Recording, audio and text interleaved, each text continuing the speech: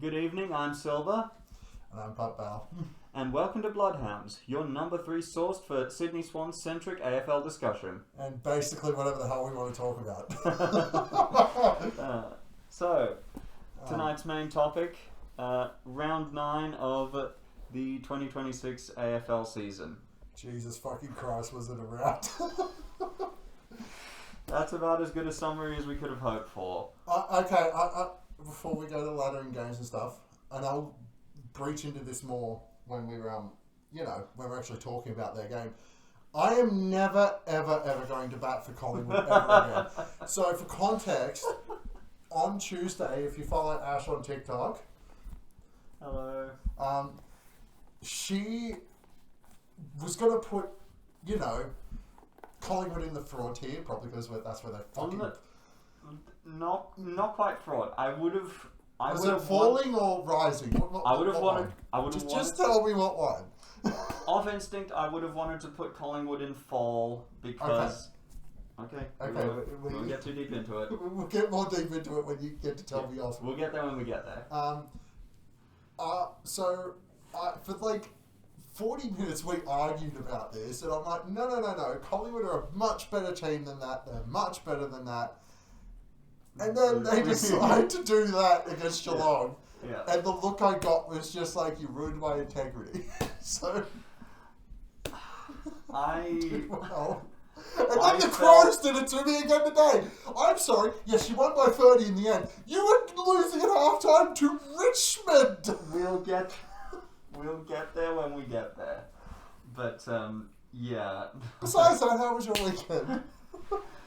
Adequate in most respects, honestly. Well, you gotta love uni assessment season and, rushing to get your videos out because... Yeah. They all turned out to be wrong anyway, so you might as well just wait until the games were over in the first place. Honestly, yeah. If this week could have been said to have a theme, it was... Ash's rug. It was fuck me, I guess, because it was like clockwork. I rushed to get a fraud watch out in advance of the game because I got slack with reporting earlier in the week. I rushed to get it out, and then less than an hour later, the game starts, and everything I thought I knew about one or both sides is just out the window. Welcome to the wonderful life of AFL. So we want to just mention, we are diehard Swan supporters. Look, it's Sydney Sylveon. Because Sydney Sweetie's a bitch. Gay end. Yeah. Because Sydney Sweetie is a conservative and we are very not. Yeah. She didn't come to our game for the red and white. She came for the red and white, if you catch my drift. What's the term? I don't know what time So we're not held liable. Or we assume that anyway. We assume that. We can either confirm or deny. If we ever get big, we're going to get sued. Nah, we have a lovely disclaimer that I wrote. It's all fine. Comedy is protected. Probably. So, for context, Ash is very, very new to football. They only started watching last year. I've been watching for, I don't know, since I was this big. A long time is the point. I've been supporting the Sydney Swans for, Jesus Christ, 26 years. You were what, 4? Yeah, when Tony Lockett kicked that goal against Collingwood, I was 4. Jesus Christ. Yeah. Thank you, Ashley. I just remembered my age. You're welcome. I'll hurt you later. But yes, we're very much left-leaning, trans, queer, obviously. No, good thing you made that. Good thing you clarified that. I don't think they could tell. Why do you hurt me in this way? Just because I'm not strong enough to get back at you when we roughhouse. Kinky. So yes, we will be talking about a lot about sport, but you will have to just deal with our, like a better way, political leanings, because we live in a world where trans people get attacked all the time, and you know what? Yeah. We're used to it, but it's not fun. But let's get talking about football. What was that round of football we just watched? It sure was. It sure was a round. It was one of the rounds of all time. One of the rounds of all time. Alright. Like, so we'll do the ladder first. Alright. Top to bottom or bottom to top? What do you think? Does it matter? Oh look, Richmond has decided to cut themselves off. Very kindly of them. Poor Tigers. I really do feel for them. What are you doing, Tigers? Okay. There we go. Alright, Okay. so... Just we've just realised half of the bottom 8 is cut off. Oh, so yeah, Richmond's last, Essendon, Carlton. Carlton really deserves to be last. Yeah, but we'll get there when we get there. They had a very good half of football, which is just Carlton in a nutshell. West Coast... Port Adelaide at 14th. It doesn't feel right, does it? That's really sad to see. Again, we'll get there. See, Collingwood's fear is slightly rounder wings. Port Adelaide's fear is one goal games. Canberra, they're 13th. I will not be calling them by their Christian name. I'll be calling them by their actual name that Eddie Maguire, doesn't know where apparently Canberra is. Hey Eddie, Canberra is in the ACT, not New South Wales. So you telling them, hey, you should change your name to the New South Wales Giants, and then say, but you should play in Canberra, you're an idiot. Which is not surprising because, you're president of Collingwood for 20 years. Also, no, it's not dead naming. It's not dead naming because if the Canberra Giants have any sense, they will be transitioning to Canberra, not from. And we're all about transitioning on this show. Hell yeah. This has already gone off the rails. Was it ever on the rails? Did we ever expect it to be on the rails? No. Anyway, next up, 12th place, North Melbourne. St Kilda. St Kilda fans, honestly, you spent how much in free agency and you're 11th? 11th! I mean, it's better than their first month. We have Collingwood. We have Collingwood in 10th. We have the AFL's favourite pets, the Bulldogs, in 9th. The Crows, after their courageous win over Richmond, in 8th. Melbourne, the frauds of all frauds, in 7th. Don't say that. We're not at the frauds of all frauds yet. Oh, it's getting there. Gold Coast at 6th place. Geelong, Lions, Hawks, There Freo, they are. Swans. There's the frauds of all frauds. You jumped the gun. Fair enough. I don't like the Hawks very much right now, if you couldn't tell. Hawks 3rd, Freo 2nd, Swans 1st. Yay! Let's talk about the top 6 for a minute. That's locked, isn't it? That should be who's the top 6 at the end of the year, yeah? I know you don't like Hawthorn, but let's be honest, they are top 6. They will not be permitted to drop. Well, considering the only Victorian team in that top 6 besides them is Geelong, and Geelong get treated like they're interstate when they're playing an actual Victorian team. Yeah. It's... So, okay. Let's look top 6. Yeah. Sydney, locked. Yep. I would say so. Freo, locked. Yes. Hawks, locked. Yes, no. I think the Hawks could fluctuate like 3rd to 4th-ish, maybe a little bit lower. I'm not talking place. I'm in the top 6. Oh, in the top 6. Oh, definitely. Lions, locked, right? Oh, pretty much. I'd say so. Cats, the other pensioner team that don't get trashed as much. Yes, if they keep Isa stay healthy, yes, I think they're pretty much locked in the top 6. And Suns is the one that I know that a lot of people are saying top 6 is locked. But Suns is the ones I turn around and go, are they though? I don't see it. I see where people that say so are coming from, but I don't think it's a firm lock just yet. I'm going to make a statement, and the whole 12 Gold Coast fans will be very upset with me. They should never have signed Christian Petrarca. Really? He has set their midfield back incredibly. Oh. This is a midfield that was known for hard ball gets and contested ball. They're failing in that this year. In the nicest way possible, they're failing in that. But yeah, I can't tell if Melbourne will slip out or not. There is a good chance that they will out of the top, out of the wild card. Yeah. I think the Crows will stay. I think the Dogs will stay. The injury bug is not going to hold them forever. I think Collingwood is to the wild card what Geelong is to the top 6. That is to say, they're a lock if their key pieces stay healthy. Well, I got an opinion on that. Well, do we want to talk about game 1, or do you want to yell at me more for?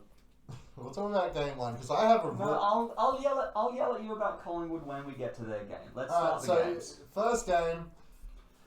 Dockers 12-16-88, Hawks 11-7, 73. My one true victory of the week. My one true vindication. My one true catharsis. Oh, pardon me. I have a new rule on watching Fremantle games when it's on against Sydney. Don't do it. Don't bother turning on until 3/4 time. Because the Dockers don't seem to want to show up until 3/4 time. It is that is Fremantle. I obviously have a soft spot for you because look at all the purple on me. But and that's not why I love a lovable loser, and you're the epitome of a lovable loser. Why can't you play 4 quarters? I know that I support the Sydney Swans, and I shouldn't be saying anything about playing 4 quarters. Yeah, but we play at least 3 quarters, maybe 2. To be honest, we played 1.5 this week and got the chocolates, and I'm fine with that. But that was a bore. That game was a bore until 10 minutes to go in the last quarter, and then Fremantle's like, all right, we're playing a game of fucking football. Oh, yeah. Let's go win it. Game. Let's go win. And you and I enjoyed watching that because I fucking hate the Hawks. I don't hate Hawthorn. I hate their fans. Their fans who are constantly telling me, oh, they're better than Sydney because they beat the Swans without Heaney and Goulden. But I just. It was rough at points. I'm not gonna lie. And that was the theme this week. Why was everything rough? Such a for rough no reason. So many games were rough watches when they really shouldn't have been. Or at least with Freo, you would kind of expect it. Because look at those behinds, and their shooting being problematic has been a theme for them all the way through. It's going to kill. I love Freo. When they play us in, 6-7 weeks? A few more weeks, yeah. We're going to... If you give... So, we see what the Swans do against, top teams. Which honestly, pound for pound across the board, Freo kind of are this year. Yeah. They're real good. Yeah, I'm not saying that. But we show up for the top teams. Yeah. You don't play for 3 quarters against the Swans. You're goners. Yeah. I don't know what Freo fans, if we ever get any who are watching, will say to me, which is, you barely scrape past North. Which is true. But no excuse. And I'll get to us in a minute. But why can't you just play 4 quarters? I enjoy how you play football when you're actually playing football. Luke Jackson is a joy to watch. But why is it that for some fucking reason I can doze off in my lazy boy watching you? And then I can just turn it on with 10 minutes to go and I'm like, oh, the game's interesting now. Stop it. Is it intentional? Is it the plan? Just bore their opponent to sleep? Play defense all day, wear everybody out, and then also in the Wolfie last time quarter. Slaps. That's cool. Real good. It was real good. But yeah, just going over the stats, Hawthorn beat him in basically everything except for marks. They beat him in disposal efficiency. Inside 50 efficiency was the only one. shocking why Hawthorn lost. They didn't win the free kick counter. But just clearances, and for some reason, all of a sudden, clearances, you just destroyed them. Go to clearances from like, by the way, we're not going to go down all the stats for every team. We're just the interesting ones. Just the interesting ones. And in future, you know what I'm going to do when we actually go on a tangent about a team? I'm probably going to actually, just have it as us again. But this is fine. It's our first time. We're doing all right. Mm-hmm. Marks, Hawks beat him in that too, except for inside 50s, where it fucking matters. Mm. All right, so I've had my rage against Freo. How validating, I know, was it to watch Hawthorn, who have lucked out against Geelong, Port Adelaide, Collingwood, and finally their bullshit died, and it was fantastic. It was like when the Swans beat Melbourne at 3:15 last week, and that bullshit, they can't beat at 3:15 crap was going on. It was just nice to watch. And like... Nah, don't you know nothing? Wasn't it the G? Doesn't count. Magic's still alive. It's one of the things I actually... we'll talk about Dan Dust Footy, because Dan Dust Footy is hilarious and deserves all of your attention. Massive shout-outs, as stupid as that sounds, them True Bloods. Honestly, them True Bloods. Yeah. Massive shout-outs. As stupid as that sounds, coming from such tiny nobodies up to the big guys. But Dan Dust Footy made a really good statement. He used to have nothing but praise for us all season. But he said that shouldn't be excused. The ground shouldn't matter. He said that the other week, and that was nice. But yeah, Hawks, it was validating. It was so validating, because all week, shit Fox Footy being they're clearly top of the power rankings, even though everyone with two fucking eyes can see, well, the Swans are unstoppable when they're up and going, and the Hawks are very fucking stoppable. Yeah. It's just... And you have a saying where it's it's more arse than class. You love that saying. Hawthorn's wins are more arse than class at the moment. I said it in the Fraud Watch. For as upset as I was with our loss to Hawthorn, at least they were playing some good football that night. But in the fucking second month, round 5 all the way through to round 8, they did nothing but sit on their ass and get wins handed to them. They didn't play shit that whole month, and now it's finally come back to haunt them. So, good win for the Dockers. Excellent win. Please, still please fix your shooting though, but otherwise, good win. I'm afraid for the Dockers that the Dockers choke will happen eventually. Yeah, and it's going to be against a team they don't expect. You can see the evidence that it's coming. They have slow starts. They have rough quarters. There's a lot of space for the choke to return. Okay, so we'll go to Lions Blues. Lions. What the fuck were you doing, Brisbane? What happened? Okay, so full context. I watched maybe, what was it? Watched the first 15 minutes, and then I watched the last 15 minutes, because at quarter time I turned around and turned to Ash and I went, oh, this is fucking boring. I'm gonna go talk to Ramble. For context, Ramble's my pup bro. Shout out Ramble, we love you. Yes. So I was like, fuck this is boring. I'm gonna go watch. No, that was last night. Sorry. Yeah, no. I don't know. Wrong story. We've had so many boring games this round, we're getting our boring game stories confused. I went and did something we can't talk about on YouTube. That was that night, yes. Yes. Cheers, Aries, by the way. Gay things. Extremely gay things. Top tier gay things, yes. Maximum gay. I'm sitting there and I'm going, fuck, this game's boring. I can't. I'm just going to go do other things. Do anything else. And I finish, and then Ash comes up with this just smirk on her face, and I'm like, what? And she goes, Carlton are within 3 goals. And I'm like, hang on, what? It was like 50-12 when I came up here. Like last time I looked, it was like half time and the game was over, and that's why I was like, cool, I'm done. Like, can we? Like, is there somewhere where we can see the worm on this website? Yes, there is. Summary. Summary. Just click over to summary. There it is. There you go. What is this? This is the least. What the fuck are you doing, Brisbane? This is. Which way?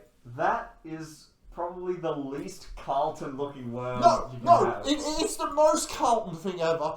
Because they only played a half of fucking football! Yeah, but they played the wrong half, though. Usually this year they play the first half and then die in the second. They pulled the reverse Carlton this time. How do I word this? Oh, maybe that's why they started winning. Oliver Florence injured. For context, I was one of the very minute Swans who were very happy that Will Hayward and Oliver Florent were gone. Still very happy. Hayward actually had a good game. Yeah. Hayward. Congratulations, Will Hayward. You had your one good game that you'll have in another one in 6 weeks. Like Hayward, there's at the very least a discussion to be had. Florent, we could have not even traded him. We could have just cut him, and then that would have been a net gain. So when people generational turnover merchant. So when people turn around and say, "Oh, Kerno's only kicking a goal a game," oh, you guys must feel so silly. It was a net positive the moment we got rid of Hayward, Hayward and Florent. Yeah, we were net positive immediately. We were already up on that deal before we even picked who we were going to go after. Never mind, secured them. So Brisbane, what the fuck are you doing? Yeah, that's not. It's guys. Brisbane, what are you doing? It's Carlton. I've watched more Carlton this year than I have ever, simply because of how entertaining their collapses are, and simply because then I like to know the context behind poor Dan's crash outs. Dan's crash outs are amazing, by the way. I'm sure people, if they're watching this, I'm sure they've seen Dan does footy. Oh yeah. Seriously, he's so entertaining. Dan, if by some bizarre twist of fate this ever lands in your lap, stop wagering tattoos. It's not gonna go well for you. Like, why are you doing that? Why did you put the tattoo up against Collingwood? If it was hair versus hair, fine, whatever. But a tattoo? Really? I don't know, though. Not great.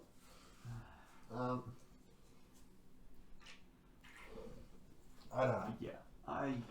He is painfully. He hurts my ribs. I laugh so hard. Yeah. I don't know. Like, as I said, I'm 31 this year, and I've only ever known really good times and slightly little bad times here and there with the Sydney Swans. I don't know Dan's pain. I don't want to ever know Dan's pain. It's not fun. Like, for context, Ash follows the A-League, used to follow Sydney FC. Yeah. So she doesn't know pain. She doesn't know actual pain when it comes to sport. Full disclosure, I followed Sydney FC years and years ago when I was a kid / a teen, young teen. Back in the ramble time.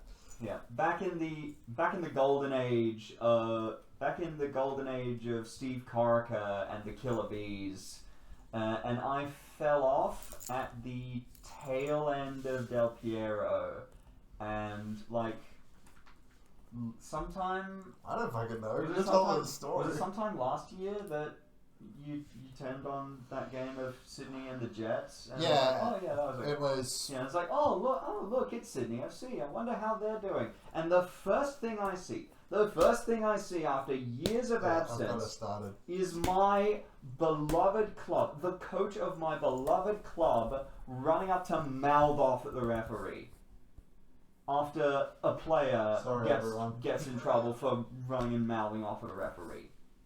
Should have got carded. That is not Sydney FC. Should have got carded. He didn't either. That was the most disgusting part. That is utterly disgusting conduct.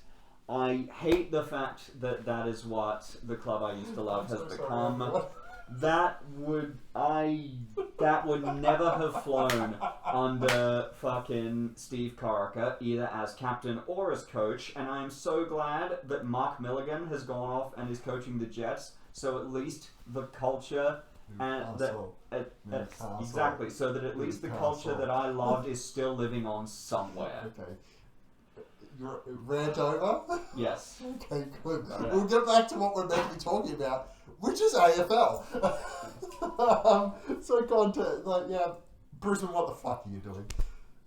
just what the fuck? No. I don't have anything more. I have no more context in that from that game. Besides, I blame their discipline personally. It's been a mess ever since the. I will make this statement. Incident. Who the hell have they actually beaten? It's no, their wins. Can somebody get the phone? I got it. Get the phone. Okay. Yeah, I have to type my password in. My Face ID is not going to fucking work. Yeah, let's go to San Francisco. Yeah. I don't know what the fuck was I watching. So I mean I can probably do it on the computer, but I'm a bit fucking lazy to do it right now. There you go. All right, so. We have lost to the Dogs, lost to the Swans, which I have a fucking rant about that. Just get me started on it. Sure. Beat the Saints, beat Collingwood, beat North Melbourne, lost to Melbourne, beat the Crows, beat the Dons, beat the Baggers. Okay. So you really haven't beaten anyone. Yeah, it's not a great look. I think people like dickhead Jared Waitley, who have him at the top of his seedings every week, is literally just, they're the reigning premiers. I get it. You're absolutely wiping the floor with bottom-ranked teams. But then you have the Swans who are wiping the floor with top-level teams. What's your point? Yeah, it's... I'll get on to the rant. Quick snapshot of the rant about that Brisbane lost to the Sydney Swans in round 1. You... Brisbane fans especially. Yeah, I'm going full screen for this. Oh. You cannot tell me you have the best depth in the AFL and then use the fact you are missing players as a fucking excuse for why you lost to the Swans. You can't brag about your fucking depth every 2 seconds and say, we got the best depth in the AFL. We could go to about 35th player and they still have an impact. No. You fucking can't, and the Swans proved it. And it didn't matter, because how we blitzed you in the first quarter of that game, you wouldn't have beaten us anyway. So there you go. That's about the long and short of it, eh? Yes, sorry about that, everyone. You can brag about your depth, or you can excuse losses with your injuries. You cannot do both. Alright, let's switch over to... Next game, Port Adelaide and the Western Bulldogs. First of all, that was out of bounds. That behind was definitely out of bounds. I'm not just saying that because I have a fucking hatred for the Bulldogs, despite what you might think. I have a fucking hatred for the Bulldogs that's worse than my hatred... Actually, no, Canberra's still worse.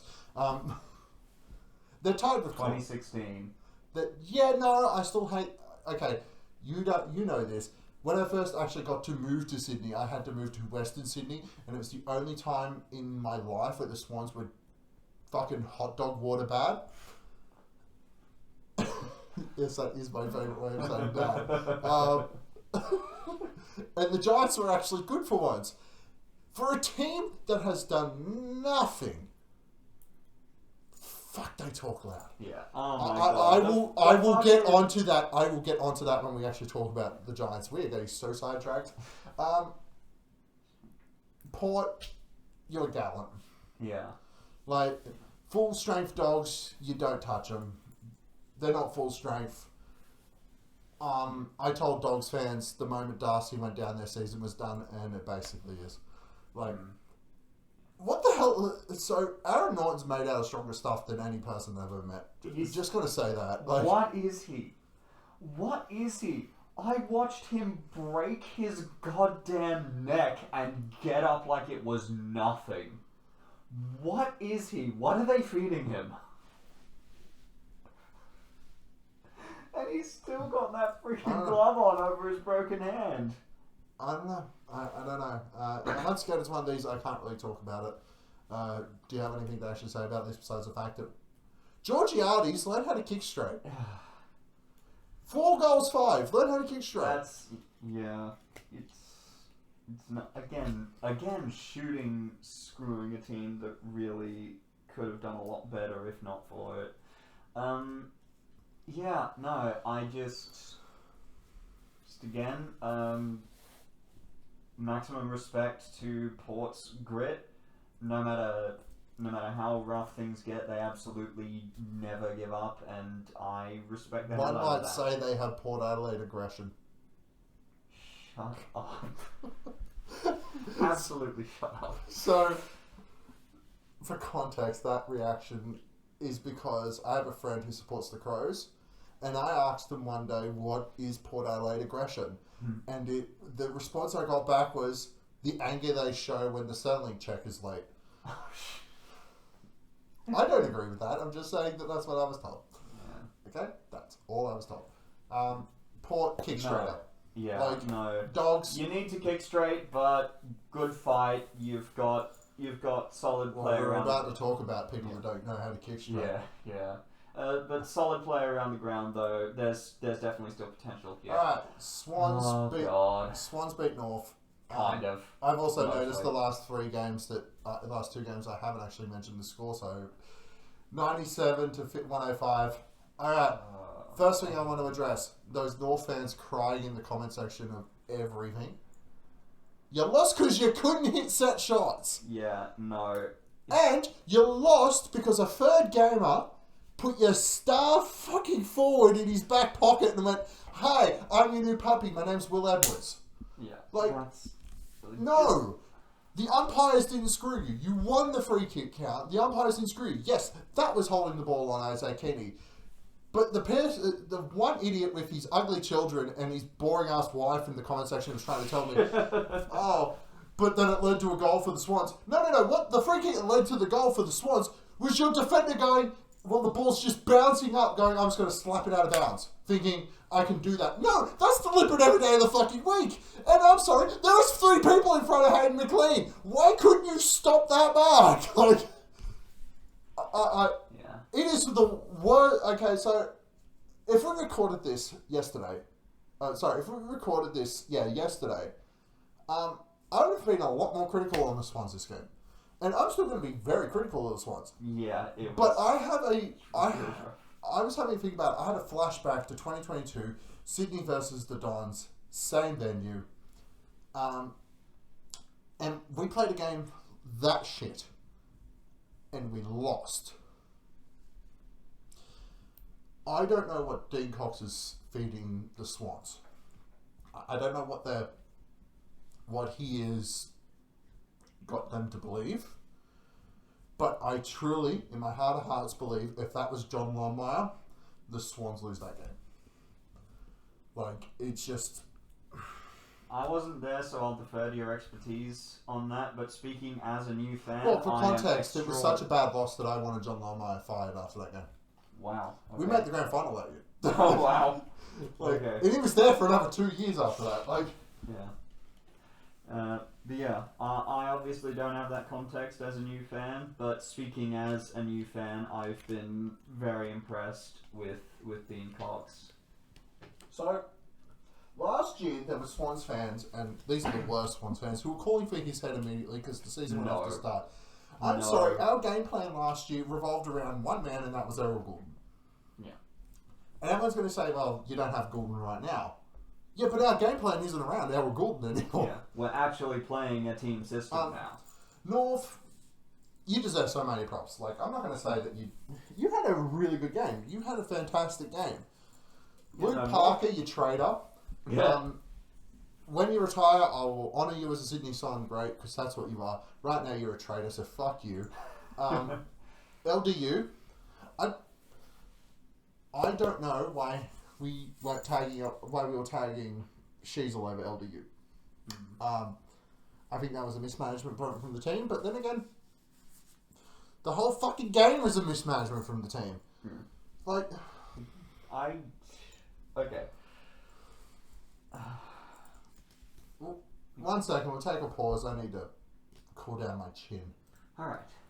Okay, where were we? That's a good question. I think I was ranting about like why we weren't. I have no idea why we were tagging Sheasel over Yeah. LDU. Yeah. LDU was fantastic. I'm not going to take that away from him. Parker was fantastic. Sheasel, when we dropped the tag on, like we went to LDU at like 3/4 time, racked up the disposals. How good is Isaac Heaney? Oh, talk about Superman to the rescue. He was one of our critical handful of players that really were actually firing on full that night, and God, we needed him. Him, Will Edwards, and Brody Grundy. I think it was. Grundy was down. He didn't have the best of games. Yeah, no, Like, that was strange to see. He still beat Sherry in hitouts, but Sherry got him in disposals in a goal. So like it's one of those. Yeah. It's one of those nil all draws. Yeah. Our forward line was firing at least. Yeah, Logan kicked 3, McLean kicked 3. Amadi showed why he'll never be paid as a number 1 forward. Yeah, he's. I love the party. We like the party and all that. Joel Amadi is great. We love him. We love him to bits. He's an amazing second forward, especially as a second forward for Charlie, who has that gravity to draw. We're going to talk about that in a second. So we play Collingwood next week. Yeah. We do. They're screwed. When we get into actual predictions, we will like talk about it. Yeah. They're screwed. Yeah, like because we have to crush them, and we have to crush them. We have Kerno returning. Yep. Our number 1 forward returning. Yeah. Our number 1 defender in Tom McCartan returning. And then our probably one of the best wingmen in the AFL in Jai Sarong returning. Also, that was someone we really missed. Oh, didn't we? Like the amount of times I was watching a game and like normally we have someone standing there. And then I remember Jai Sarong. It would have been Jai Sarong. Yeah, like also I do have a question for the Sarong parent household. What the fuck did you feed those two? What do you feed those boys? What did you feed those boys? Seriously. Because Jai is one of our best. Caleb's one of the best in fucking the game.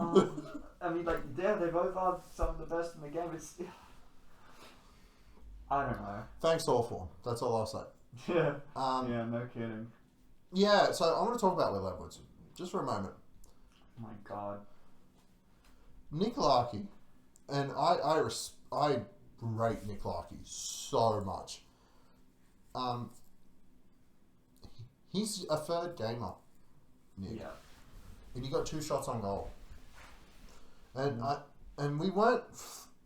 you weren't getting doubled. Yeah. At all.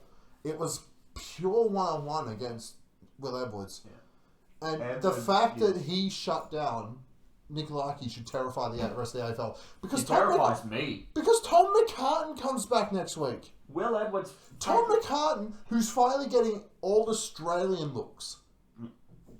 Us Swans fans have known for a long while how good Thomas McCartan is. Oh, yeah. But, like, what are you doing? Are you pulling your wallet out? Yes, you are. Yes, it's uncomfortable under there. Credit card, go on. The Swans have 2 now. Yeah, it's... So last year the Swans did not have a key with struggling key defenders and struggling key forwards. Now they have 4 options at key forward that all work, and now they have 2 defenders that are just phenomenal. Unfortunately, it means that Lewis Milligan, you should never play another game of AFL. I have never... Jack Darling is a fucking fossil! I have never been so ashamed of having gone to bat for a player, because I was in the trenches on the subreddit. Don't get me started on the Sydney Swans. I'm going to have a rant about them. I have a platform at the moment. I'm going to have a rant about them. By the way, you are posting this video in there. I bet they'll delete it. But you are posting this video in there. Why even bother? Okay, so the Swans subreddit are full of fucking morons. I don't know how a football club that has some of the most intelligent people, like, just on their earning aspirations, like, a lot of Sydney fans are professionals. How could you be so fucking dumb? Like, okay, so this we've gone completely off topic. Sorry, everyone. Like them complaining about the music after the goals at the SCG. First of all, for 2 games straight, I have seen the SCG rocking every time the Vega boys start playing. Yeah. So, like, tell me you don't go to the games without telling me. So, and they complain about the music. Which is really They distressing. complain about the music, right? Yeah. Have a go at the cheer squad, not people on Reddit who like it, because the cheer squad is the people who are meant to create the atmosphere. They failed at creating the atmosphere. They don't. Yeah. So, of course the Swans play music. I actually think the Swans should go more down the Brisbane path and give every player an individual song. Like, I legitimately think that they should go down that path. And I know people will hate it. They hate the fireworks. Fuck, there's just fun police. The Sydney Swans have some of the most funnest members in the AFL. And then the people who speak for the members are the most boringest people ever. Yeah. I'm going to be on this for another hour if we continue, so... Final thoughts on the Swans game. All I'll say is that it's really rich for the cheer squad to talk all about taking the high road and then have a drink thrown onto the MCG field from their section. That's all I'll say. Yeah, exactly. So what we're saying is more creative chants in the cheer squad. More effort in general in the cheer squad. Yeah, that. Swans played a quarter and a half. Yeah. If that. And they still kicked over 100 points. They were missing 3 of their best players. They're missing 4 of their top 15 players, and they kicked over 100 points. Yeah. Like, it's gotten to the point where if you're in opposition, you have to get the Swans under 100. Yeah. It's your only chance. Like the only loss they've had all year is against Hawthorn, and they kept them under 100. Yeah. Like it was. North Melbourne let the highway get open maybe 20 times the entire game. Yeah. And the Swans kicked 16 goals from it. So there you go. Yeah, and I kind of feel bad because I'm sort of indirectly taking a lot away from North, but the fact of the matter is we were playing like crap. Our ball skills were just nowhere for huge swaths of time. And I do think that's a lot of North's pressure. I'm not going to take that away from them. Well, we could spend another hour on the Swans. Anyway, moving on. Yeah, we'll get back to the Swans at some point. Yeah, probably at the end of this. But moving on for the next game. Canberra versus the Bombers. Okay, I had a little bit of a rant about this at the beginning. I'm going to have a bigger rant now. Eddie Maguire. You showed that every Collingwood fan has the education of a grade 7. Because you obviously failed grade 7 geometry. Geography, sorry. Probably that too. You support Collingwood. Hey, I get to say that. My entire family supports the stupid team.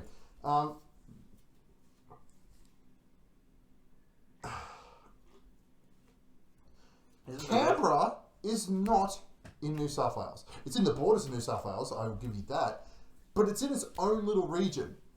You cannot call the Canberra Giants the New South Wales Giants because they don't play in New South Wales. And when they do play in New South Wales, they get like 5,000 people there against a Big 4 club.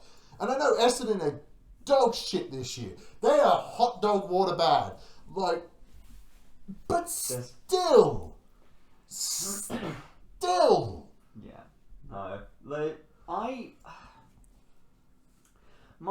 But then you look at Anzac around. What was that last week? Yeah.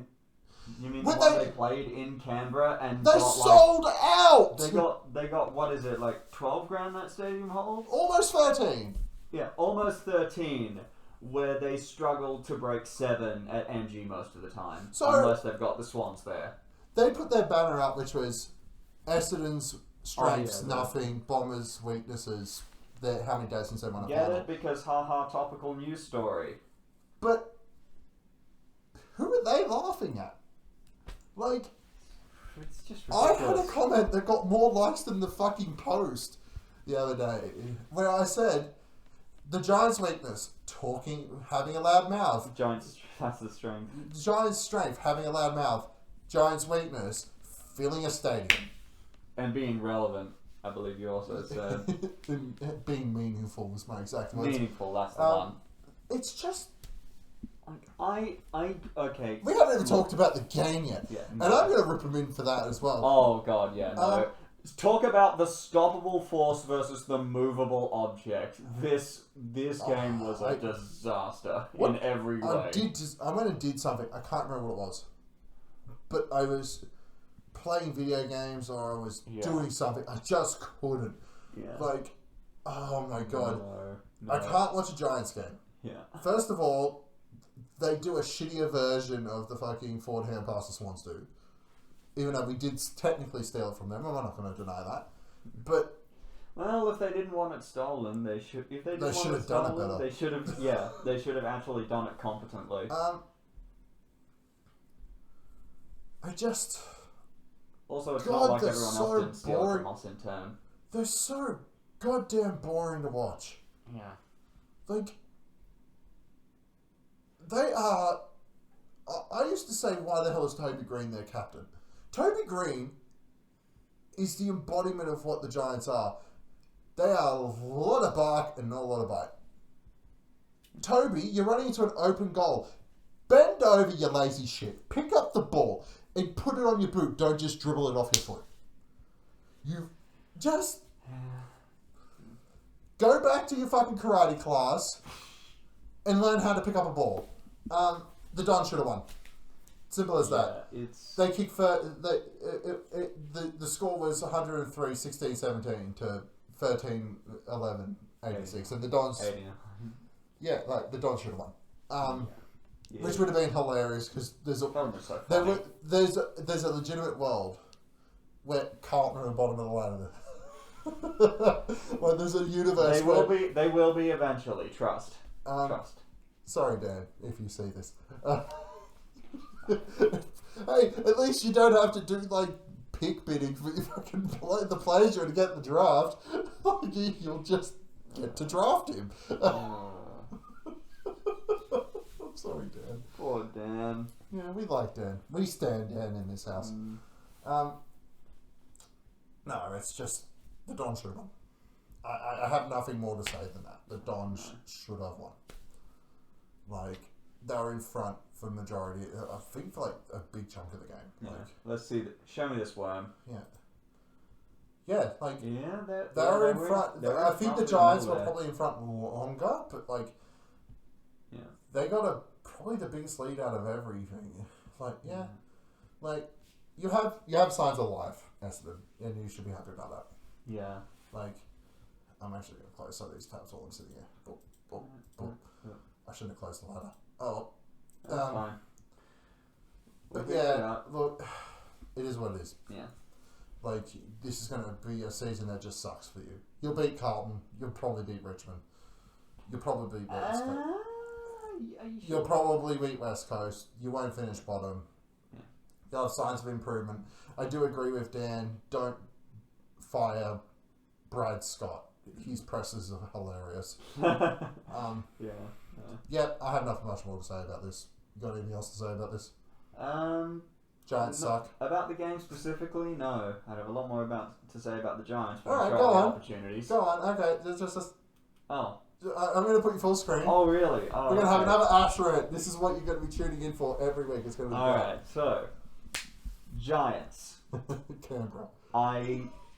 I hate their fans and I hate the entitlement, but aside from a couple of ratbags, Toby Green, I can't really... Jesse Hogan.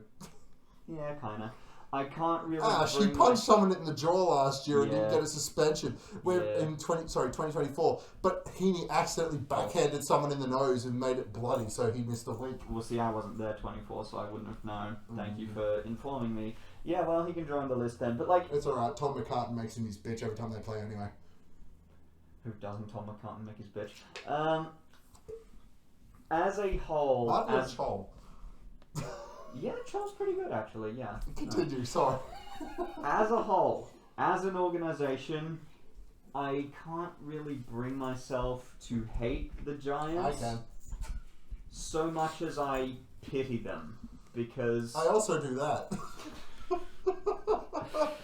I pity hate them. Yeah, because my God, did Maguire ever rob you poor fuckers blind, dumping you in Western Sydney?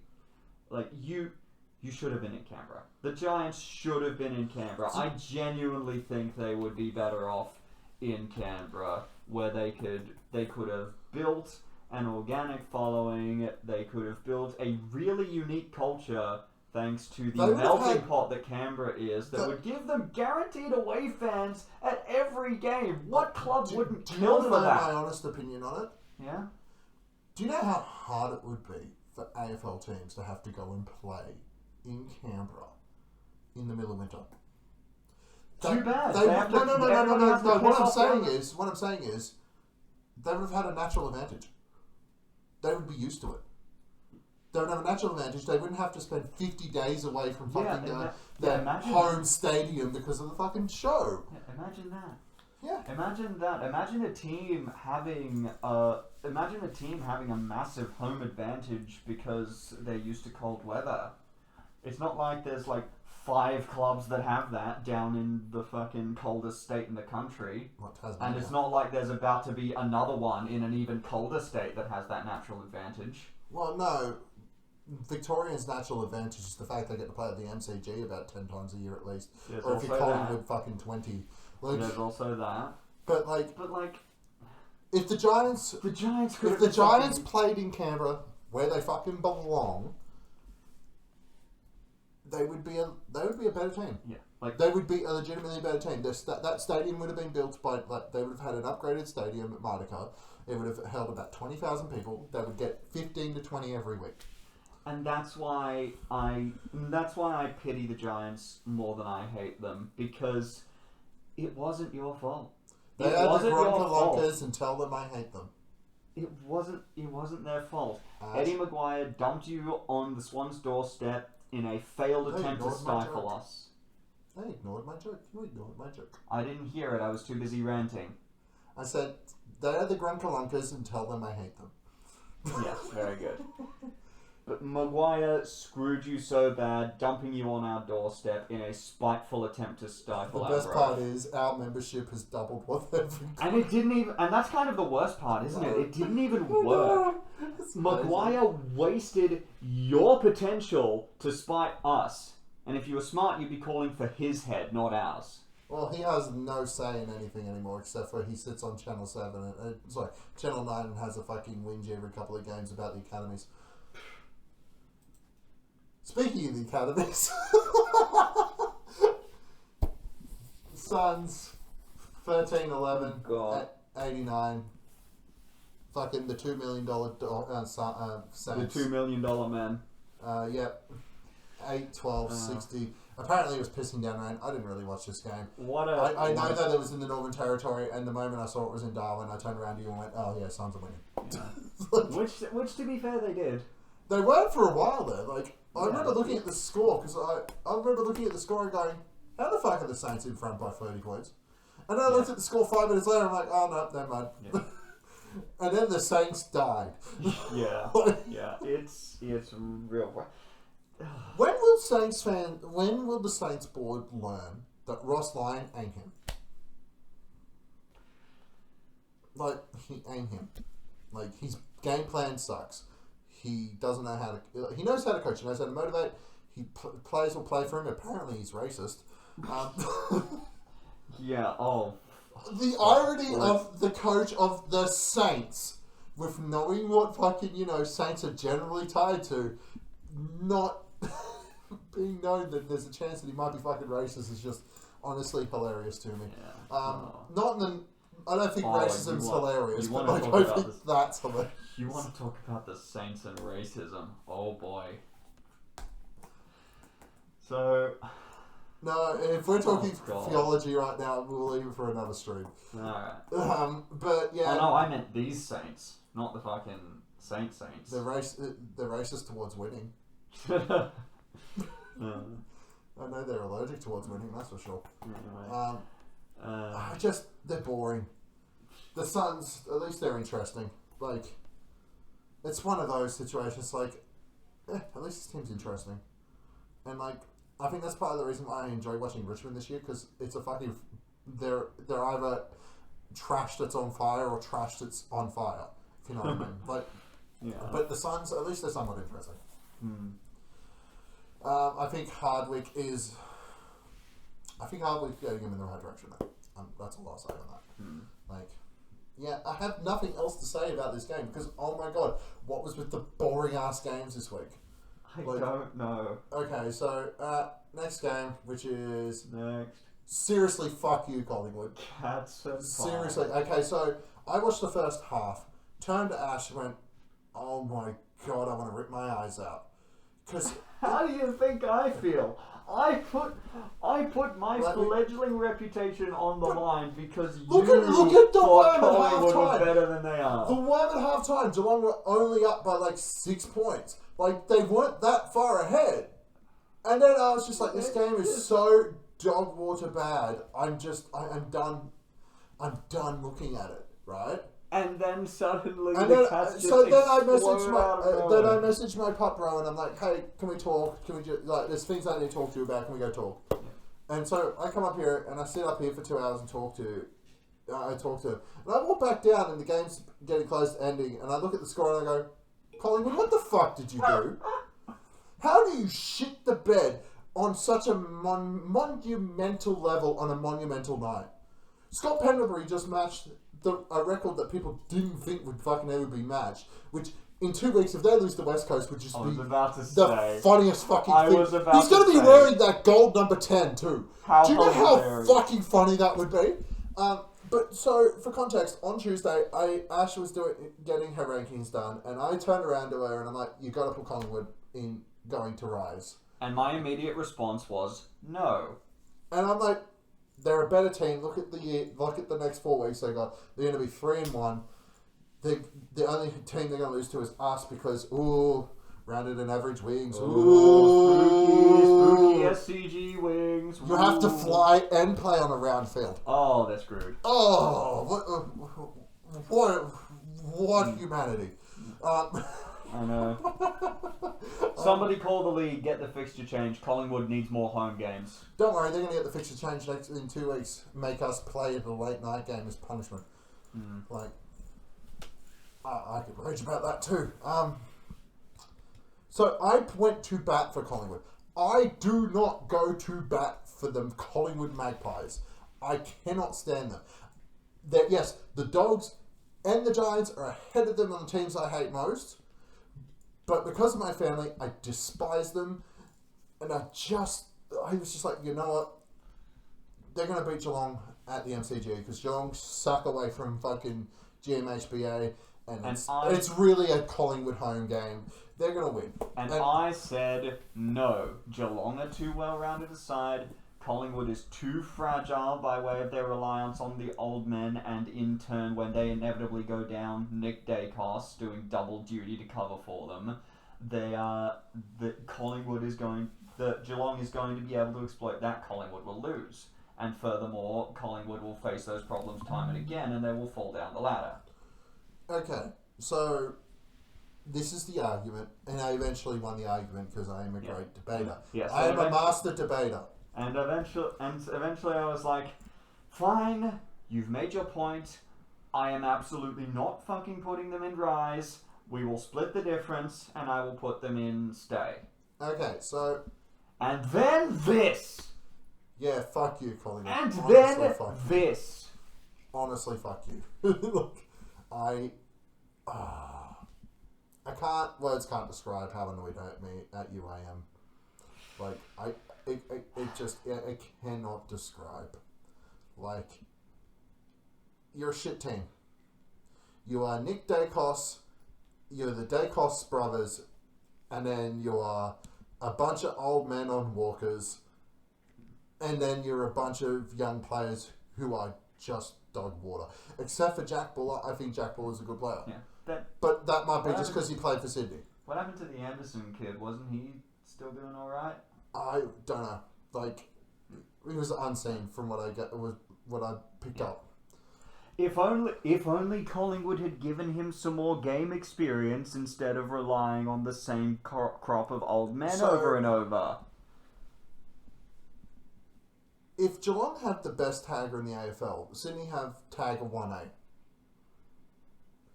Nick Dacos is going to have to go from the best tagger in the AFL to, at worst, the second best tagger in the AFL next week in James Jordan. Yep. What the hell is the score going to be again? Geelong aren't a good scorer. Like, Geelong can score and they can score quickly. It's going to be about this score again. The big difference is the Swans can defend. Yeah. Especially with McCartan back. And they don't have Darcy Moore anymore. He got hurt again, which might be a pos for fucking Jordan. Honestly, that improves Collingwood's odds. Maybe. I watched that goddamn Hawks game. You fucking Magpies, you have no idea how bad... I bet most of you have no idea, Collingwood fans, how bad Darcy Moore screwed you in that draw against the Hawks. Cost you 2 goals. 2 goals. Not just clotheslining that fucking Hawk in the inside of the and it's not even just Darcy Moore. A lot of your players have this. They have a persistent greed problem. They all want Nick Dacos especially. They all want the ball for themselves, and they spoil each other so often trying to grab it for themselves because they want it. So Dacos, they don't play as a unit. Can I be honest about something? Yeah. Dacos has his premiership medallion for 2023. He doesn't care about it anymore. He wants his Brownlow. The Brownlow that Collingwood fans keep yelling at me that he's been robbed the last 4 years. And I think that's it. And you know what? He's going to end up in Tasmania soon, and you Collingwood fans will turn against him. Yep. Collingwood, Geelong did Geelong things. I have nothing else to say about it. And for the inevitable flood of Magpies going, oh, how dare you, Nick loves the club, he'd never leave. You're sure not showing him it. Yeah, you're not showing him the love at the moment. Yeah, that's a very good point. They're not showing him the love at the moment. The fans don't show Nick Dacos love. They show him entitlement to his presence, and the club certainly doesn't show Nick Dacos love. They show him entitlement to his presence by just shoveling more and more work onto it every time someone else goes down. Can I ask you a legitimate question? Josh Dacos is very good. Yeah. We're not taking anything away from Nick Dacos. Dacos is a top 3 player. He is an excellent player. He's top 3. He's easily top 3. Why isn't Josh in the midfield with him? Why are they still persisting with him at halfback? Because they need the shine on Nick. They have anointed Nick as the chosen one, so Josh has to stay out of the way. Josh Dacos is going to leave Collingwood. Yeah. Or he's going to become the new golden child once Nick goes to Tasmania. It is what it is. Alright, well, next game, 99-67, Demons, the Melbourne Frauds win. I want to have Melbourne fans are the biggest sooks I've ever met. I lived with Collingwood fans. They're the biggest sooks I've ever met. How dare I say something about their precious Max Gawn last week? Max Gawn ran to full forward. I know Myercheck got hurt. Do not even comment that. Heath was right there. Heath was right there. You could have put him at full forward. But you couldn't because Heath was the better of your 2 rucks that night. Yeah. And I know we're not really talking about this game. The fact that it was this close is an insult to you guys. You guys should have... You guys should have been a mile in front. I remember turning it off. I remember going and doing something else. The moment I saw Cosy Pickett got a cheap 50-metre penalty which got him a goal. And I'm like, yep, the AFL's not going to let them have another embarrassment like they do against Essendon. They're blatantly being protected. Yeah, they're getting packed up.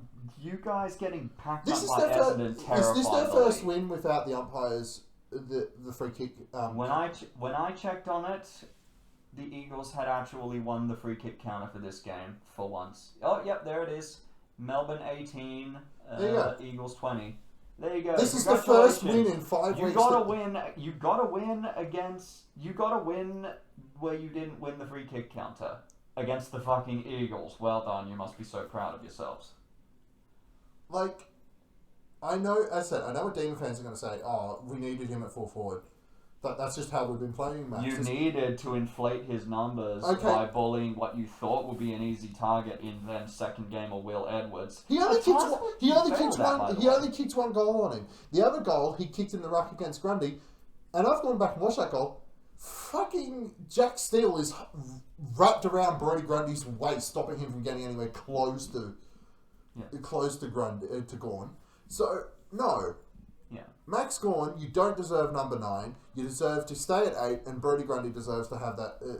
You know, if they have to do 2 rucks, Christian Cherry, Brody Grundy. That should be who's your All-Australian ruck pair. Because Christian Cherry didn't run from Brody this week. They battled it out, and I call it a dead heat. I call it a dead heat because it was fantastic. Gawn ran. How do I know Gawn ran? The first 10 minutes, they rushed against each other. Grundy destroyed him. Brody Grundy doesn't play well the first quarter. He's yet to have a good first quarter, except against Max Gawn. And then, Melbourne were dead to the water last week. Dead in water. Grundy went off for the first time in the last quarter, and for that 6 minutes, you got on your roll, and then Grundy came back on, and you didn't score again. But please, Demons, tell us more about how Gawn is the best ruck to ever play the game and is a shoe-in for All-Australian as long as he lives. He is probably one of the greatest rucks to ever play the game, if not the best. Last week, he got destroyed by Brody Grundy. It's okay. He's allowed to lose occasionally. But yeah, another one of those games where I'm just like, fuck me, this game's boring. I can't be while watching it. The umpires are sucking on Melbourne's cock. Which, I agree. They want Max Gawn to be All-Australian again, and they want Cozzy to be in the conversation with the Dacosses, the Bonds, and the Heaney's. He's not. He's a top 10 player, and he is phenomenal. Yeah. He plays the game the right way. Also, flop for me. Ah, yes, of course. That was basically impression. That was basically Latrell last week. Absolutely pathetic. I guess he has to get Tom stumped. McCartan got a fine for flopping against Hawthorn, but Latrell didn't get it for the one that he did. I know why. Doesn't matter. D's won. The stadium was half empty. I'm sure half of you are up the snow. Fucking not actually caring about your team at all. So there we go. Okay. Last, but very much not least, the Richmond Tigers and the Adelaide Crows. This score flatters the Crows. It really does. The Tigers were way too alive for way too long. That was a rough look for the Crows that first half. Oh, it was a terrible look. Like, I remember you saying to me that the Tigers are in front, and I turned around and went, "What? No, what? Yeah, no, the Tigers lost because one bad quarter. If that third quarter doesn't happen, they probably win because they were better in the first, they were better in the second, they were better in the last. Isaac Rankin, boo you, man! I will never forgive you. Dawson, I won't boo you at the moment because you're going through one of the hardest things that anyone has to ever go through, so I won't have a go at you, but you've got only a couple more weeks to lean on that.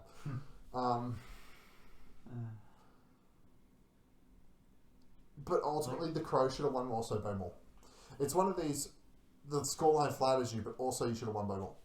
Yeah. You can't keep 14-14 and be like, okay. Yeah. How many of those were rushed? I mean, let's have a quick look. Scoring. Where is the scoring? Where the fuck is the scoring? Right there. Where? Right there. Behind. It doesn't say. It doesn't tell me. It must not count. It must not count rushes. One moment. I know it does on the app. Really have to open our phone and count them ourselves. It's such an amateur production. It's hilarious. Ugh.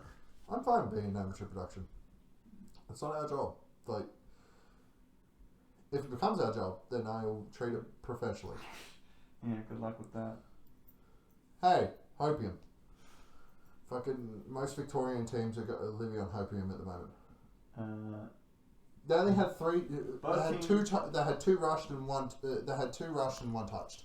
So they still kicked 11 behinds. yeah. Like, just it's one of those. The Crows should have won by more, but also, as I said, the Crows should have won by more, but also the Lions. The Tigers. The Tigers. Yeah, the Tigers. Out of the three bottom teams, they showed the most this week. Yeah. That's also. And they probably showed more than the Eagles. All three of the Dons, the Baggers, and the Tigers showed more than the Eagles. So yeah. it was a the weird week. Tigers. Once again, we're back to it. It was a weird week. Yeah.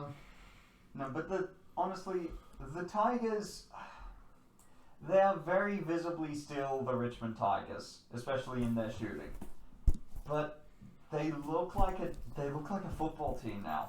They're playing the game. They don't look like fucking yellow and black orange cones. They do Traffic cones. It's nice. They are. The coma patient is waking up. Ah. They're actually building something. Exactly. There's something there. So It might take a few years to take full shape, but there's something there. So okay. Do we want to talk more? Do we want to do predictions for next week, or do we want to talk more sport for? Do we want to talk some other sports first?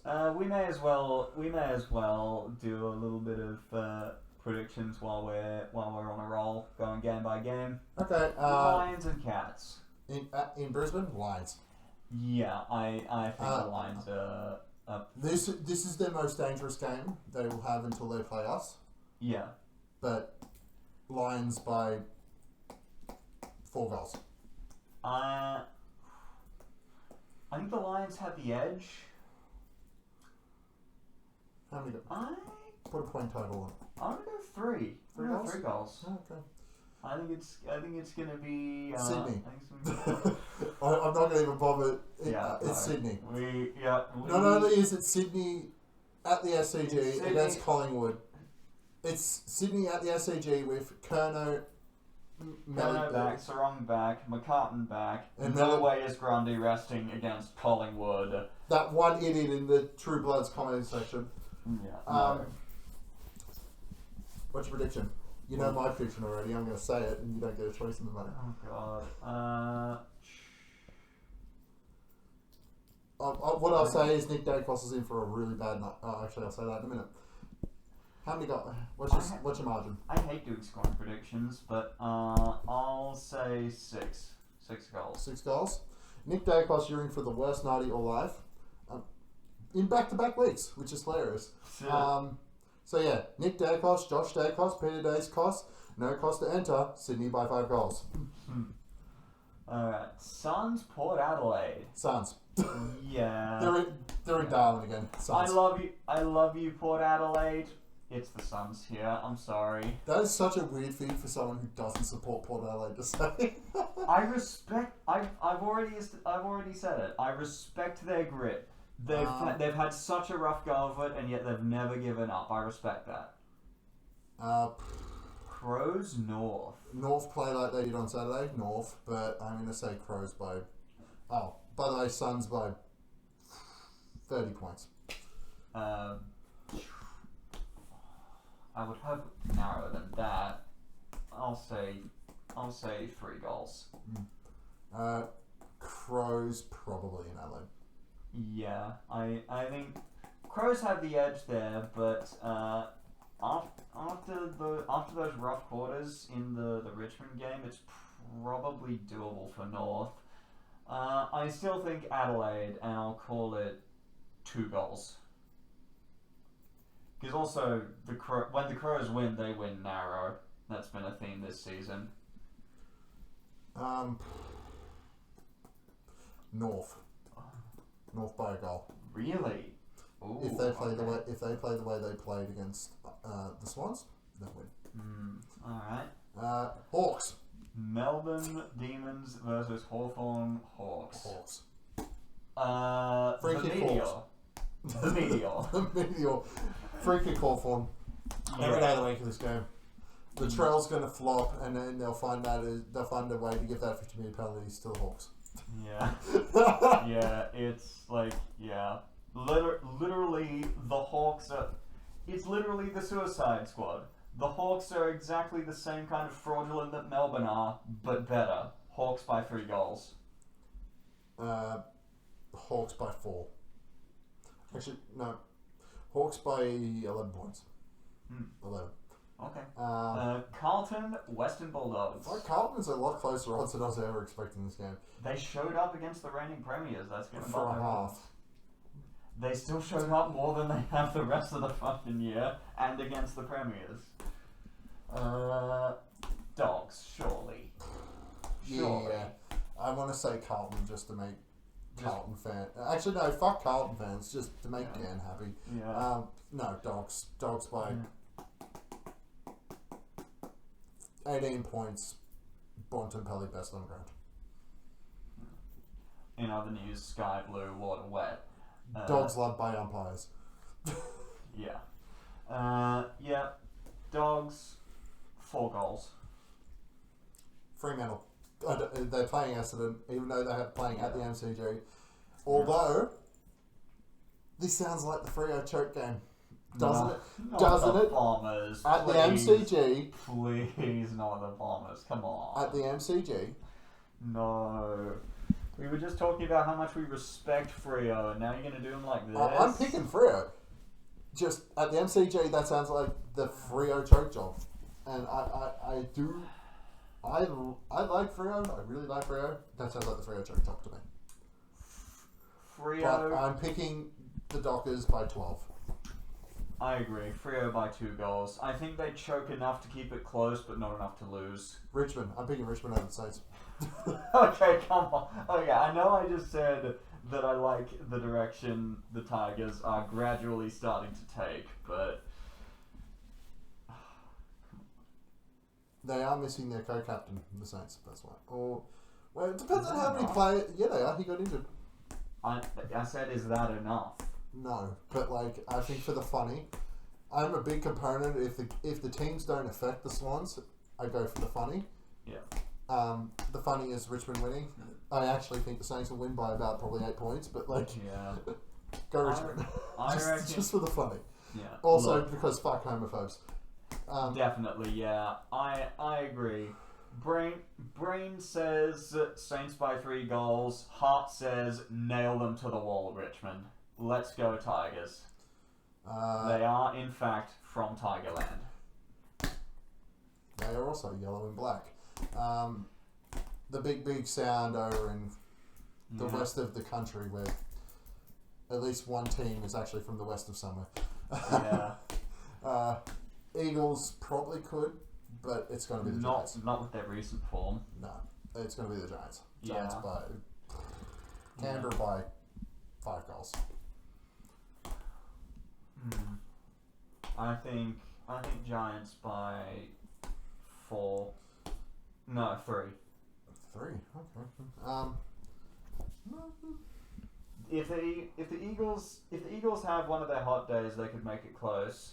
And let's be honest, the Giants aren't exactly going to make it hard for them to heat We're going to have another doubleheader on Friday night. Yep. Nobody's going to be watching the Suns versus Port Adelaide except for Suns, all 12 of them, and Port Adelaide fans. Yeah. These are the two biggest viewing audiences in the AFL, which is Sydney and Collingwood. It needs to stop. Why are you double-headering that? These double headers, I hate them. I hate them so much. These stupid audience-splitting nonsense fests. Have you noticed that it's always a team they don't want to promote? Yeah. Like, they don't want to I can rant about it forever, but I'm not going to. Like, it's a waste of time. Yeah. Who comes out for Kono? We're going to go into a bit of Swans talk for a minute. Who comes out for Kono? Oh, God. Okay. That is a very interesting question because I know who comes out for Sarong, which would be Billy, and I know who comes out for McCartan, which is Melican. Yeah. Who the hell comes out for Como? If we're going by forward line performers from that game, it would be Amadi on paper. The problem is you really want Kerno and Amadi together because Amadi goes wild when he has that gravity factor from Kerno pulling defense away from him. But what? It might be McDonald that goes wild. Like, it literally just might be whoever's the second forward. Yeah. And, like, look at what McDonald did when he had all that space to lead. Yeah. Like, they could. Could it be Amadi? I don't know. I think Amadi could probably use a rest. I guess. Like, by that logic, yeah. But I'm like the Swans fan in the True Bloods who's just like, oh, we should just let Amadi and McLean do the rucking and give Grundy a rest. Or you could fucking walk off a pier. No. Even if Coxie wanted to rest Grundy against Collingwood, he won't do it. No. He won't do it. No. Not at all.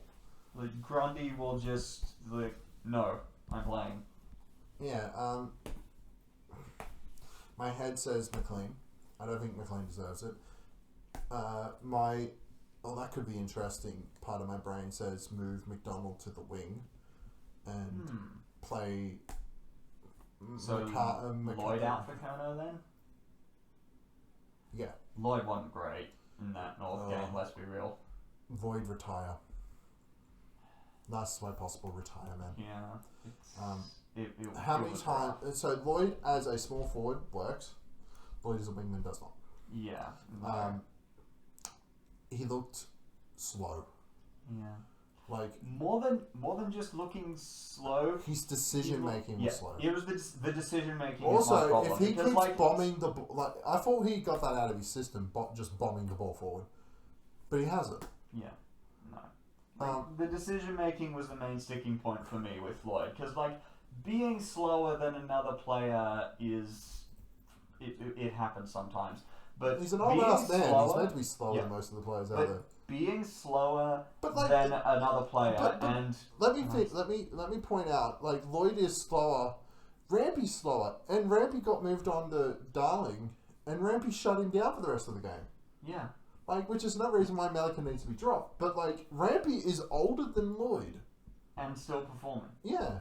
In a position which needs speed. Yeah, but Lloyd being a little bit slower of step wasn't really the problem. The problem was that someone with his experience and game sense should know that he's slowing down and change his decision making to compensate, kick sooner, things like that. But he didn't. He just ran his slower. He just kept running his slow ass up the field and giving up the tackle.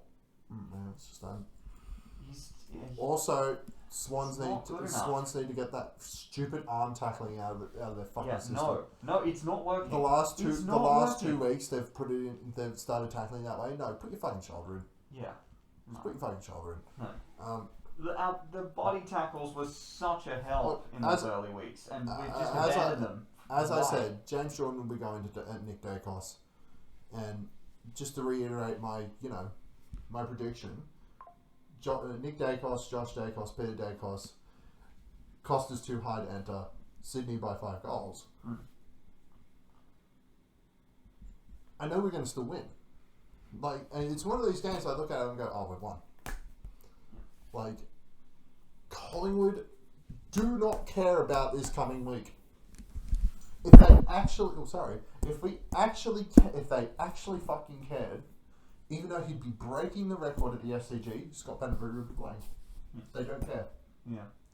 They have, not only have they not, the team has shown, they don't care about, the coaching staff, they don't care about this game. That will trickle down to the, yes, okay, you can have the ball. That will trickle down to the team, that will trickle down to the fans. And you know what? Less boisterous fucking Collingwood fans I'm down for. Because they don't know what the fuck they're talking about. They're sitting 10th. They're going to be a lot lower by the end of this month. I think,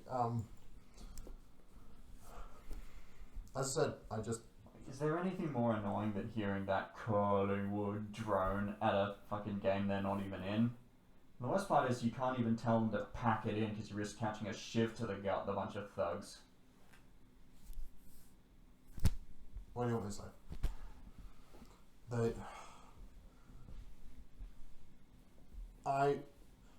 I said it to you last week. Sydney fans are starting to turn. Swans fans are starting to turn up everywhere because they have the money to turn up because of the jobs they do. Collingwood fans turn up because they have no life. Nothing else to do. You got to wait for that selling check. All right. Well, enough AFL. Let's talk about some other sports. All right. Jets. Sydney tied 1-1 in the semi-final. So did Auckland and Adelaide. I think the Jets looked better.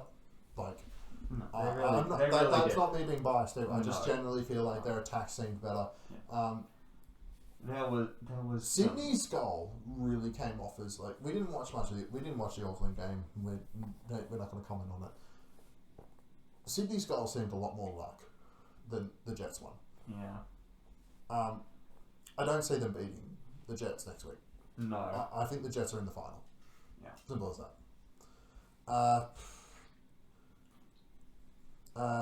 1-0 to the Arsenal. 1-0 to the Arsenal. 1-0 to the Arsenal. They're in the Champions League final. First time in 20 years. Nice. That deserves to be celebrated as it is. They have. If City lose, they have the funniest chance to do something hilarious. They have the best chance to do something hilarious. I don't want them to. I just want them to go and beat West Ham. But they have the chance to do something hilarious, which is throw the game against West Ham to get Tottenham relegated, but only do it if we know we're going to go on and win the Premier League. But I think I would just rather Tottenham bottle it themselves. And besides, if Arsenal saves Tottenham from relegation, then you can hold it over them. Especially if we go on to win the title. If we go on to win the title, and we saved them for relegation at the same time, that'd be great. Victor Wembanyama. Not fair. He is just not fair. So Ash had no interest in basketball, and then she's watched Victor Wembanyama play. Yeah. And Ash has an interest in basketball. Yeah, How rare do you sit there? I grew up watching Tom Brady in the NFL. I knew what I was witnessing was greatness. Yeah. How often do you sit there and you go, I could be watching the greatest ever do this? Like, I know that mountain of Michael Jordan, LeBron James is a hard fucking mountain to climb.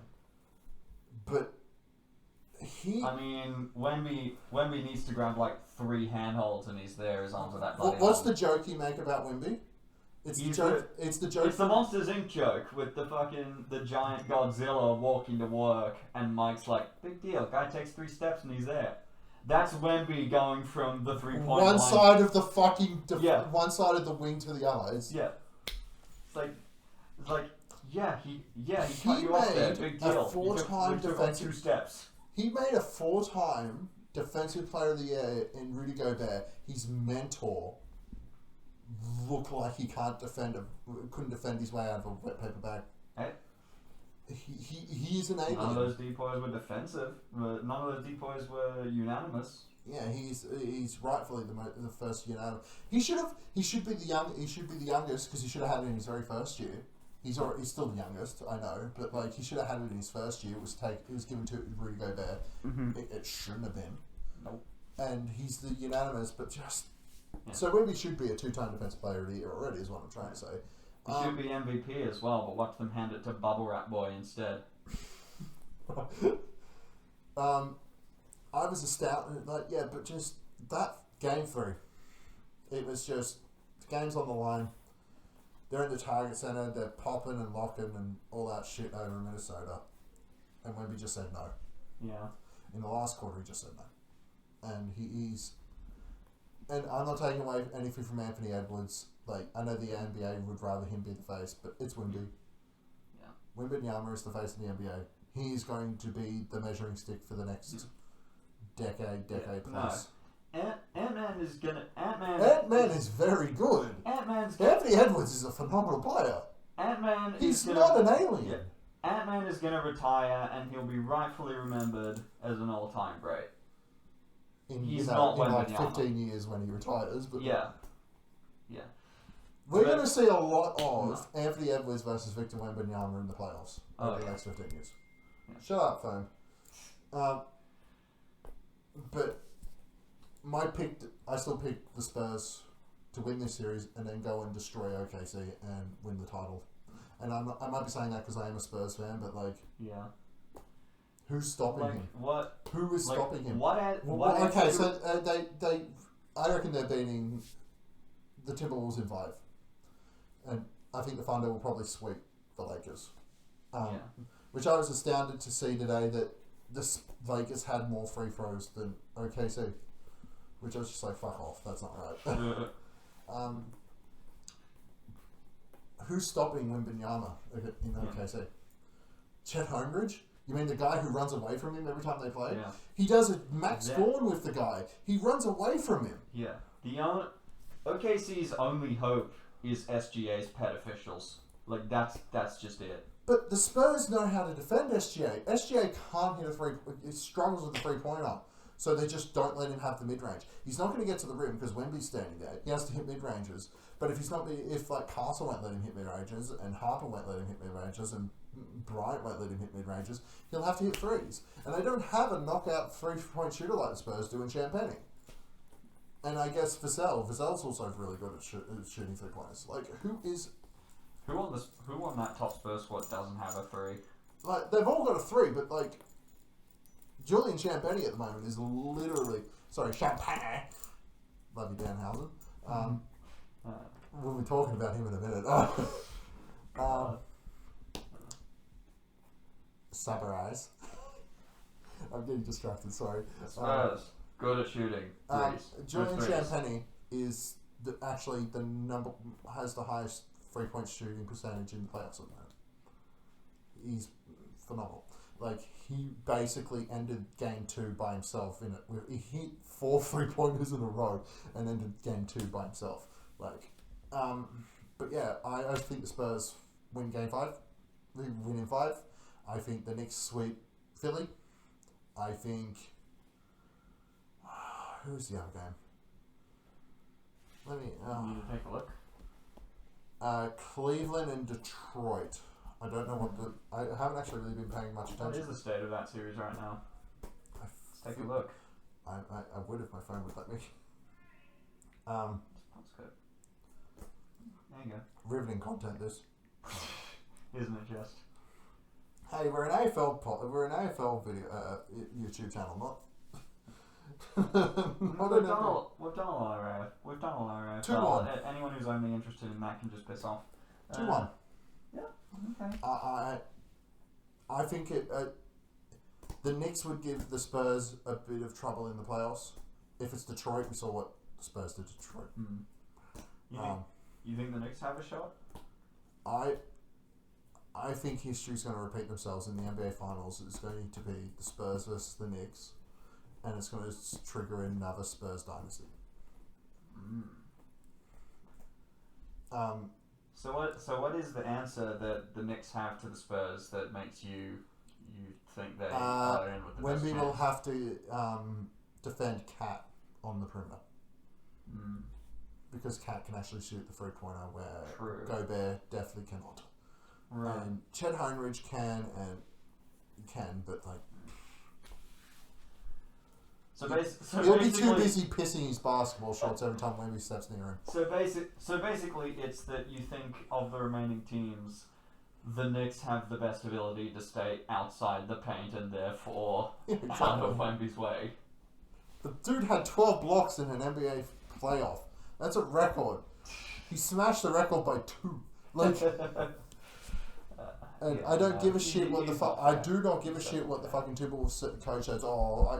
My staff counted 3 of those as goaltends. Shut the fuck up, man. Don't be a sore loser. Like, you were crying about the fact that you beat the Spurs in their worst playoff game they've played so far by 2 points, and then you're being humiliated twice. Yeah. Like, shut the fuck up, man. Pro wrestling. Yes, we also watch pro wrestling. Backlash was alright. I hate Roman Reigns. I'm so over Roman Reigns. Roman Reigns can fucking not get leukemia and die, but get leukemia and retire instead. Yes, I know what So I I said. take it he ended up beating Fatu then? So, I'm going to rant about this, just for a moment. You can't go out there after WrestleMania and say, I'm going to be here all summer. You got to acknowledge your tribal chief all summer. How And was then it? What was it? A couple weeks later that He's the fucking off for a month. The entire month of June just mysteriously disappeared from the schedule. You could have put the title. You could have put the title on Fatu, or you could have just left it on Punk, who was cutting his best. He was doing his best work, and I know it's because they wanted to give Punk a rest. A part of it's probably Punk needed a rest. That's fine. Punk's in his mid-40s. I get it. You didn't need Punk wrestling for. You could have had him a month off and just had him fucking talking for a month. Like, unlike Roman, he can actually fucking talk. Yes, Jacob Fatu won, but then Jacob Fatu lost to Roman, then apparently attacked Roman after the bell. Oh, great, more bloodline.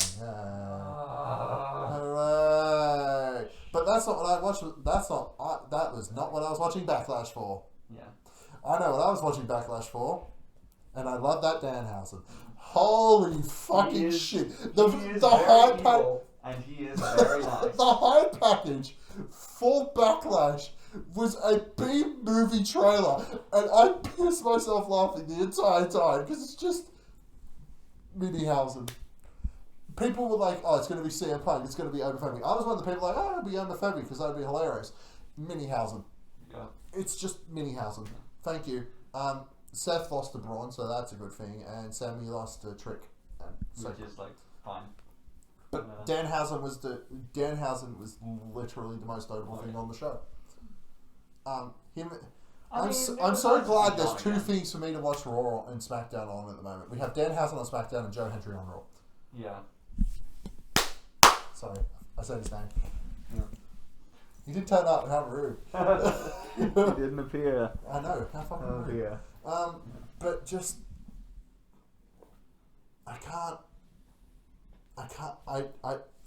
Roman Reigns is so boring. Seth Rollins is so boring. Seth Rollins can have good matches at least. That's something. But like, his arrogance literally cursed the division. Yeah. Like fucking. Oh, what have I Okay. done? My turn to rant. Good, I need a First of all, I need a drink of not sponsored Monster Energy. Yeah. You know. First of all, Seth Rollins, terminally overrated to begin with. Second of all, oh my god. So, Seth Rollins beats Roman Reigns and more importantly beats CM Punk in CM Punk's very first main event. in Punk's first Mania main event at WrestleMania 41. Frustrating at the time, but when the Vision angle kicked off, I was like, okay, fine, I see what they're doing, sure, this looks like it could be interesting. And indeed it was pretty interesting for a while. For about a month. And then Seth Rollins decided to do not only the dumbest move in wrestling, but like the dumbest conceivable variation of the dumbest move in wrestling. Who does a coast-to-coast headbutt? A coast-to-coast diving headbutt. And I'm so sorry for him. I'm so sorry. I hope he is aware of how lucky he is that he only screwed up, what was his arm? Shoulder. That he only screwed his shoulder rather than his neck or his skull. And then of course, all because Seth Rollins is an arrogant git, the whole Vision angle falls apart because suddenly there's no experienced ring general mentor to tell Braun Breaker, hey, maybe don't turn yourself inside out flipping the announce table. Or to tell Bronson Reed, hey, don't do whatever it was he did that got him injured and thrown out, leaving Logan Paul and Austin Theory to hold down the fort. Objectively, Logan Paul crashing out over Joe Hendry's been hilarious. That was very funny. However, it is a far cry from the incredible story that the Vision was shaping up to be at the start, and could have and should have been if not for the colossal fuck up that is Seth freaking Rollins. Do you know what it really ruined? Yeah? And this is the part that people forget. What was the original plan for Mania this year? Roman versus Seth for the world title, night 1. Night 2 was meant to be Cody versus Punk. Yeah. And I'll never forgive Seth Rollins for that. We're probably getting Cody versus Punk next year. But it's in Saudi Arabia. Well, hang on then. We don't know that. Yeah, Trump might have blown up the world by then. I was speaking more to the fact that if the conflict in Iran is still ongoing at that point, they might be forced to move it because, there's a fucking war happening next door. Who knows? The Orange Man might be impeached by that point, so it might not matter. We live in hope. Enough politics. We should not talk about politics. What else do we want to talk about?